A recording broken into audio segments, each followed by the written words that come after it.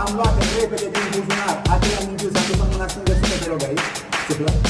Și în momentul ăsta dispare de la mine și că apare acolo la tine, deschide ușor. Câte avem acum? 3. Cred că de data asta nu ne-am numărat bine. Așadar avem 1, 2, 3. Deschide mânuța strângă tare, pune cealaltă mânuță deasupra. Super! O să iau acum repede o mingiuță imaginară, țineți-mi voi texturarea aia. Pune acum completul să am la mea. Super! Ai transformat o roșie. Mulțumesc! Așadar, roșie mâna de și la tine în palmă, de tine mâna ușor, ușor, ușor. Câte avem acum? 4. Perfect! Mai departe, prieteni. Hei! Haideți să stați în o regulă. Mai în spate, mai în spate, mai în spate, mai în spate, mai în spate. Nu mai aveți voie să depășiți linia albă, ok? Mai în spate, mai în spate, mai în spate. Deci, mai în spate, te rog.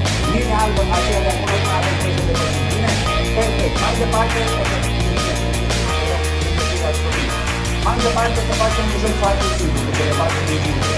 Eu vă voi duce pe rând de mânață. Ideea că va trebui să știți că am făcut aici. Bine? Așadar, nu se pun pe puncte?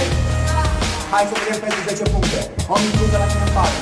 A doua mingiuță tot aici. Dă-mi mingiuță, te rog. O mingiuță, te rog. A treia mingiuță tot aici și a patra și ultima la mine, te rog. La mine asta. Ultima în buzunar. Câte am acum aici?